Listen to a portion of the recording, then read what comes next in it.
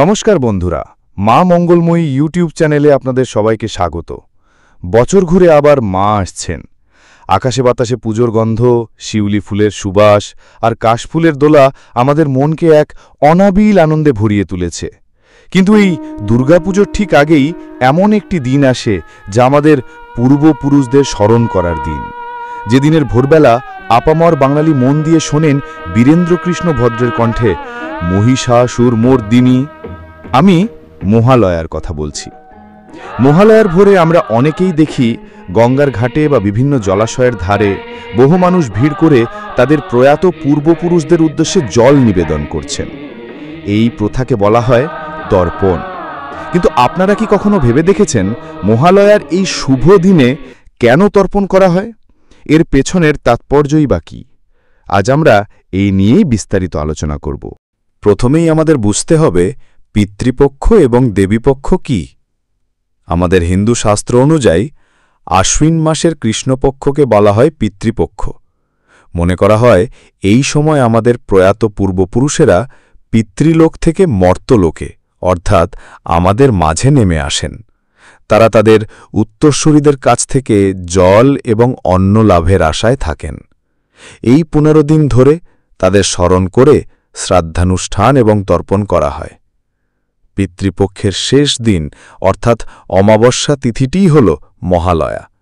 এই দিনেই পিতৃপক্ষের অবসান ঘটে এবং পরের দিন থেকে শুরু হয় দেবীপক্ষ অর্থাৎ মা দুর্গার আবাহনের সময়। তাই মহালয়া হল পিতৃলোক এবং দেবীলোকের এক মিলনক্ষণ।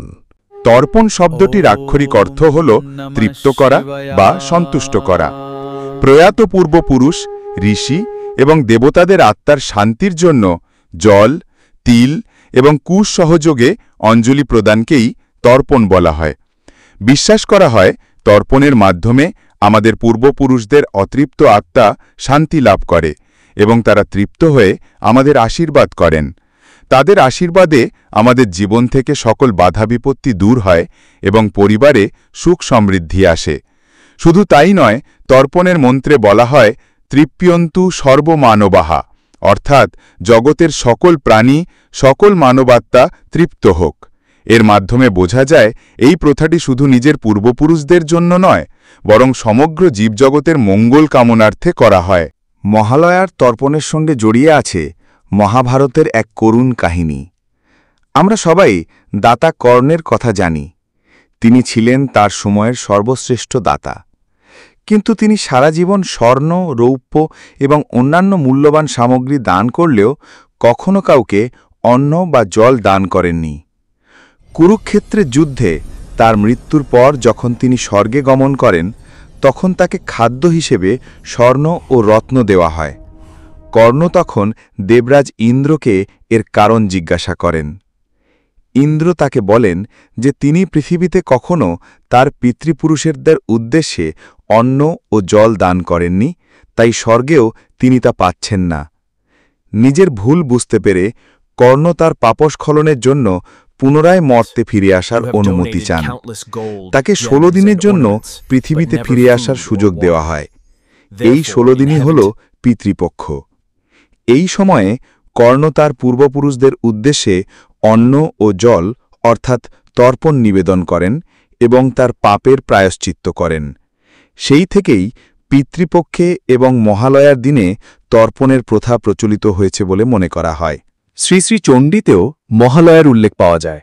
রাজ্যহারা রাজা সুরত এবং সর্বশ্রান্ত বৈশ্য সমাধি যখন ঋষি মেধসের আশ্রমে আশ্রয় নেন, তখন ঋষি তাদের দেবী মহামায়ার কথা শোনান। ঋষির পরামর্শে রাজা সুরত নদীর তীরে মাটির প্রতিমা গড়ে 3 বছর ধরে কঠিন তপস্যা করেন এবং দেবীর পূজা করেন। বলা হয় এই পূজার আগেই তিনি মহালয়ার দিনে তার পূর্বপুরুষদের উদ্দেশ্যে তর্পণ করেছিলেন। তাহলে বুঝতেই পারছেন, মহালয়ার তর্পণ শুধু একটি প্রথা নয়, এর পেছনে রয়েছে গভীর আধ্যাত্মিক এবং পৌরাণিক তাৎপর্য। এটি আমাদের পূর্বপুরুষদের প্রতি শ্রদ্ধা, ভালোবাসা এবং কৃতজ্ঞতা জানানোর একটি পবিত্র অনুষ্ঠান।